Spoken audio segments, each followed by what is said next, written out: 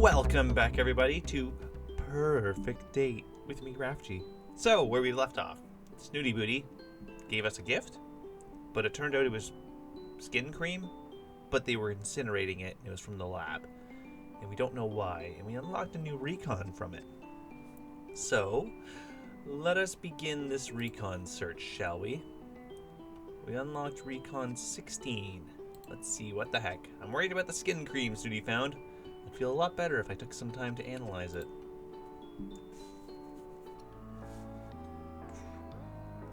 If Snooty Booty found this skin cream out by the incinerator, that raises a lot of questions. Why are there cosmetics here in the first place? That is a very good question. I've decided to run some tests on it. Snooty Booty developed some nasty welts after using this cream. I want to see what it's made from. I have a feeling this is not something the professor would want me to be poking around in. So I've come to the lab late at night to make sure I don't get any unwanted attention. I'm quickly able to identify a number of common natural skincare ingredients like shea butter and chamomile, but there are some other components that I can't immediately identify. What else could be in this stuff? I run the sample through the database of organic compounds to see if there are any matches. There are. Cat urine? I'd better not share that little discovery with Snooty Booty. I decide to check for any clues out by the incinerators. Maybe I can find out a little more about where these things are coming from. The back of the tent area are a couple of large pits that are for the disposal of harmful waste from the lab. There's nothing incinerating right now, so I can dig around a little in the smoldering ashes. I'm tentatively moving the debris about with a stick. So far it seems to be just soot and cinders. No clues. Suddenly, the silence is disrupted by the sound of someone entering the lab. I make myself scarce by crawling around the far side of the nearby bush. As luck would have it, I happen to have ended up at an ideal vantage point to be able to see into the lab through a gape in the canvas. Oh. Two men enter with a large crate. I recognize them as the ferryman and his son. Professor Popper is with them. He directs them to place the crate on the worktop. The professor reaches in and brings out a small tub that looks identical to the one Snooty Booty found. My guess is that this is the next batch in for testing. The professor stops what he's doing abruptly and looks at his catalog. I presume he's receiving a phone call. He dismisses the two men with a wave of his hand. As soon as they're gone, he turns his attention to the catalog. He looks anxious as he speaks. Yes, they. Oh, what was his voice again? Professor. Yeah. Nope, that was the other cat. Yes, they've just been delivered. I shall make a start first thing tomorrow morning. This is his new voice, everybody. Deal with it. Yes, madam. I certainly will, madam. With all due respect, I do understand the urgency, but I'm sure you understand the need for thoroughness. I can assure you it will be ready for the deadline. Testing on sample 104 is going far more smoothly than 103. The improvements are very encouraging. There's a long silence. In the expression on its face, I imagine he's being lectured. It's very important to cross-check it with the data here. The island itself has a significant effect on the samples. We still have some tests left to do. We are making progress, of course. I shall let you know straight away. The call ends abruptly. Presumably, Madame cut him off. He looks angrier than I've ever seen him. He marches out of the lab and heads off in the direction of his tent. I sneak away from the bushes and head back to my own tent. I continue with my investigations for another time. Ooh, something sneaky's going on with the professor. The nasally professor. Okay, we're gonna rest.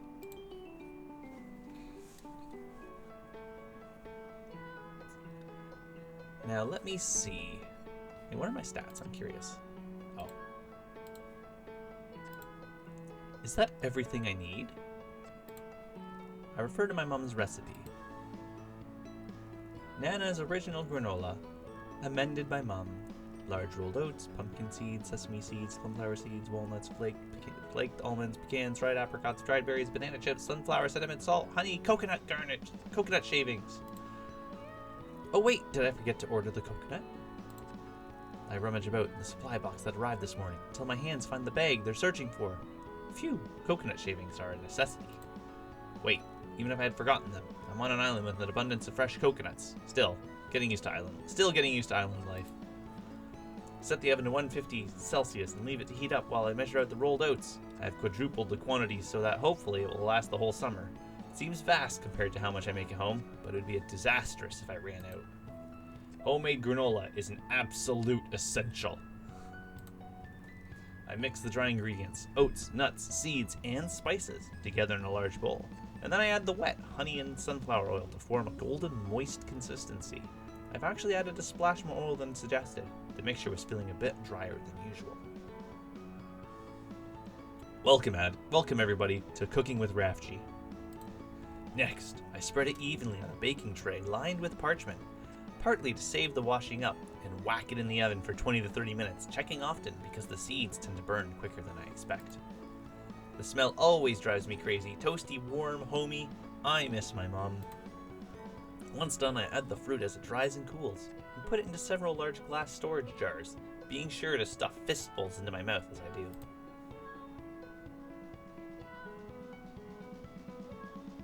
Okay, apparently cooking lesson's over.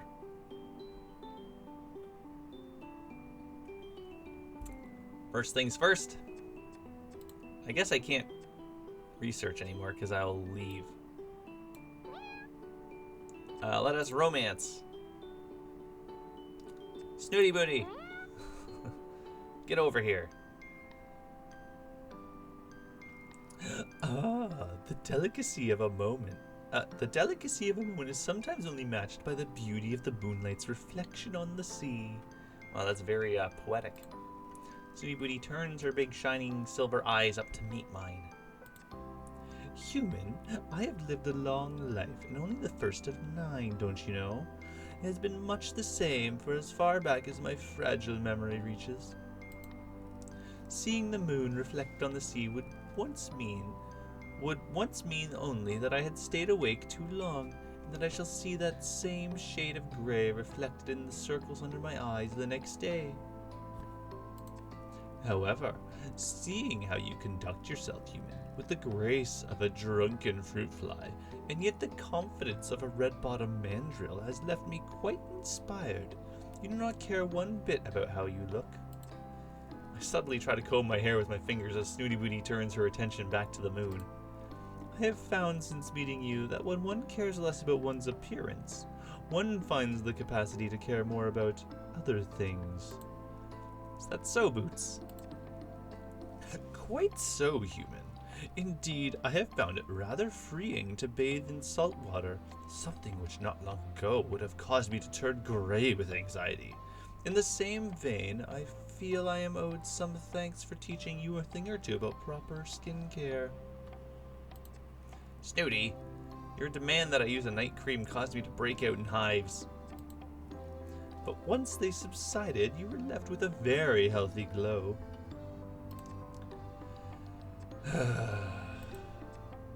Elliot? Yes, Snooty Booty?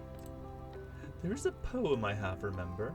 The words have become irrelevant, but the sentiment is so enduring that it is almost enough to cause me to weep at the thought of it. Music is also like that, don't you find? And smell. All of the senses, in fact, are the palette that colors our experiences and leaves an indelible mark on our soul. That's beautiful. Yeah, honestly, that was a very good poem. Well, a statement. Human, I believe you and I are both aesthetics. Aesthetes?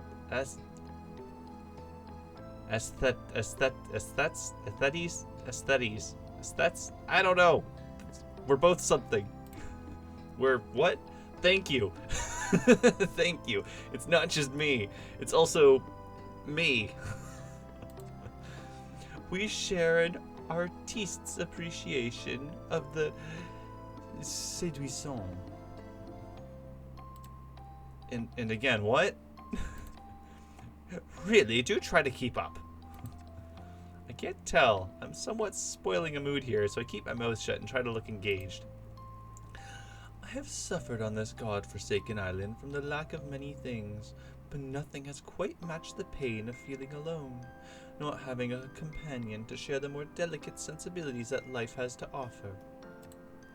An alluring scent, a vibrant hue, an Epicurean delight, all of the subtle joys that are wasted on our more uncivilized cohabitants. It has been like air to my suffocation sharing time with you, human. Why, Snoots, thank you. I enjoy our time together too.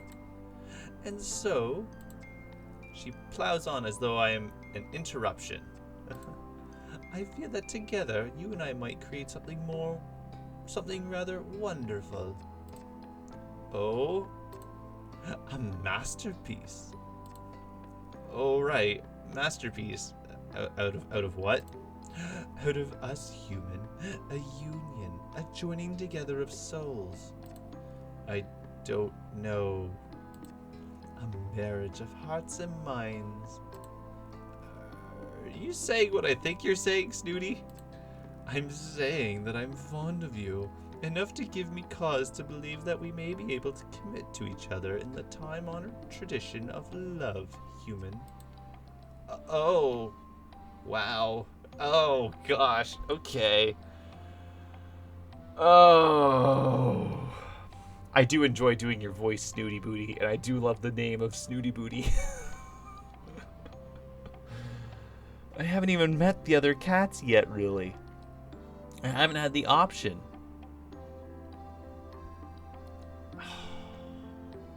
You know what? We're gonna commit to Snooty. We're doing it, people. We're committing to the Snooty Booty way. I love you too, Snoots. I love you too. I'm amazed. What you're saying is more than I could have hoped for. So it is agreed, human. You shall dote on me as my equal from now on. Absolutely. Why not? I'm 100% about the doting. Snooty will certainly keep that part of the agreement. I'm also a little more suspicious about the equal part somehow. But as we sit together, admiring the huge orange moon, I feel quietly confident that she will learn with time and a patient teacher. Relationship goals. Snooty Booty. Nice. Is that it? Am I done? I guess I'm done. I can't romance anymore. I can't recon anymore. I can rest or I can leave. I guess I leave. I guess I'm done researching? I can't do anything else. Sure. I guess I research.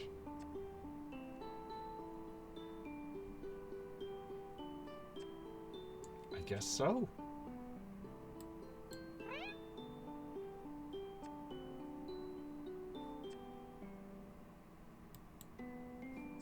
Today I'm off on a field trip of sorts with the professor. I can't wait to see what he's planning to show me.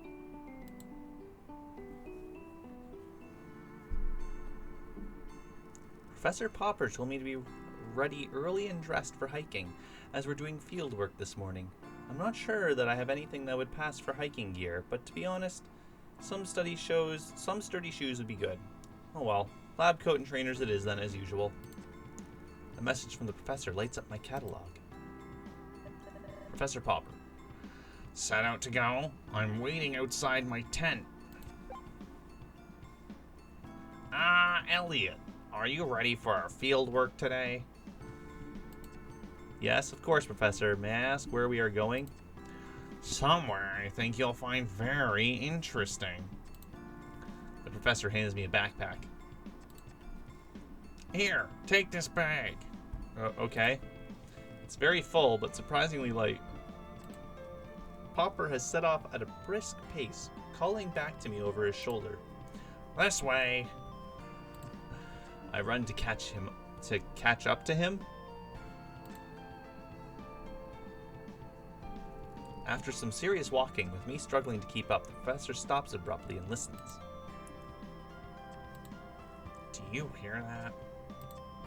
There is a distant sound of bubbling water. We're almost there. Secretly, I am relieved as I don't think I can go much further. Just a little climbing. Oh gosh.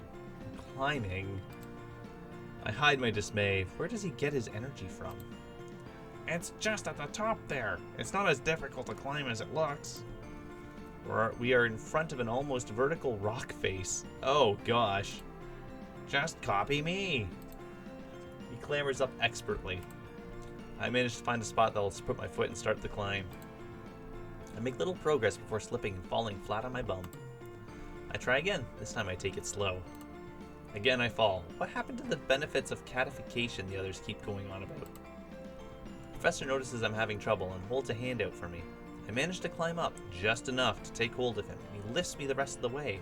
His strength is impressive. Curious even. Not a fan of climbing, eh?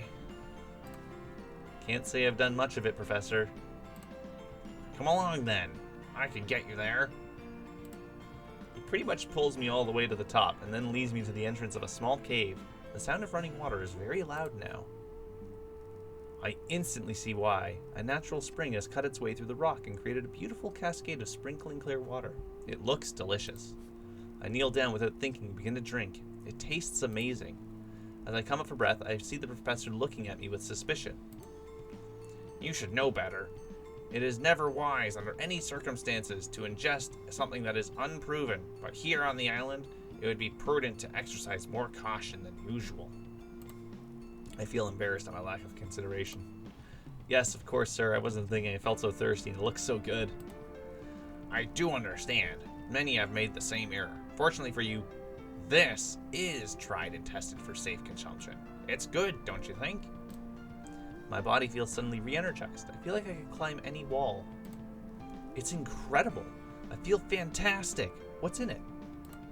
We don't know. That's why we're here. We need more samples. We've been studying this water for months now. We still know very little about it. Check your bag.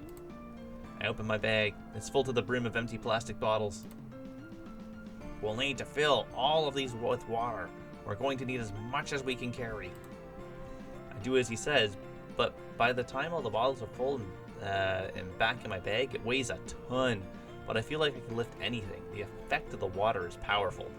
Yeah, that's not natural. The professor has also packed his own rucksack with bottles. That should do us for now. Let's get these back. As we make our way down the rock face and back to camp, I have no problem keeping up with the professor. I feel I could run all the way. However, as we get closer to home, I start to feel the effect wear off. My bag becomes unbearably heavy. The final limp into camp is torture. I need to rest.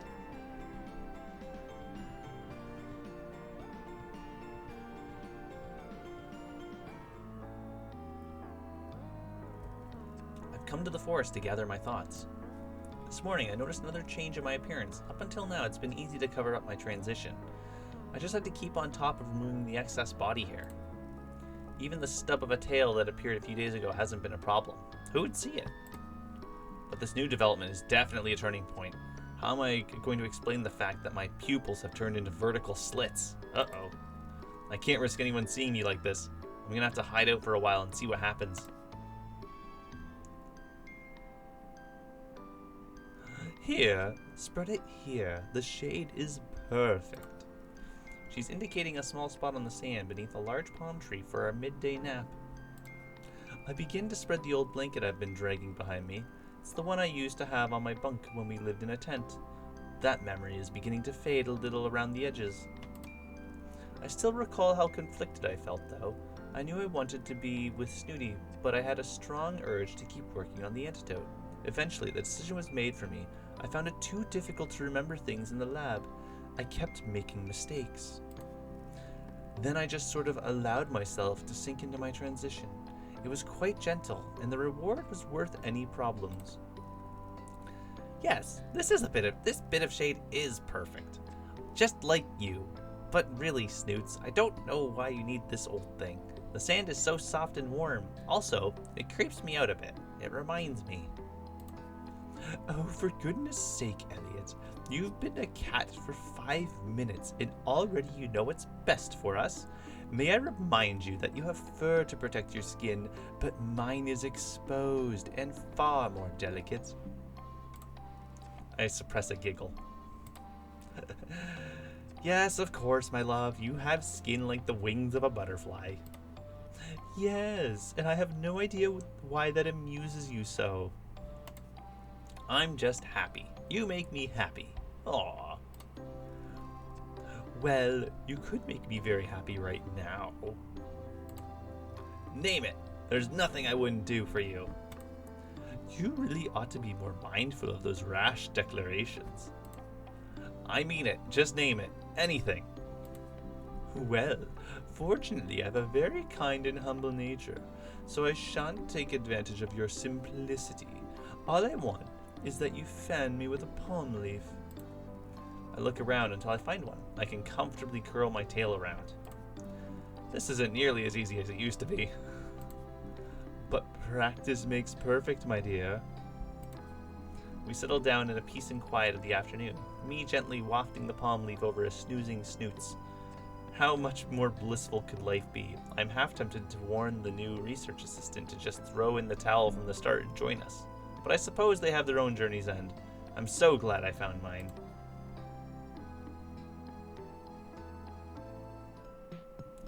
There we go. Looks like we successfully dated a Snooty Booty. As always, everybody, I hope you enjoyed this experience. This is not at all where I thought it was going. So yeah, we became a cat. You know, that's not too bad. At least we had someone to share life with us. Yeah, so if you guys want to see more of this game, feel free to let me know in the comments below. And as always, I hope to see you next time. And yeah, bye.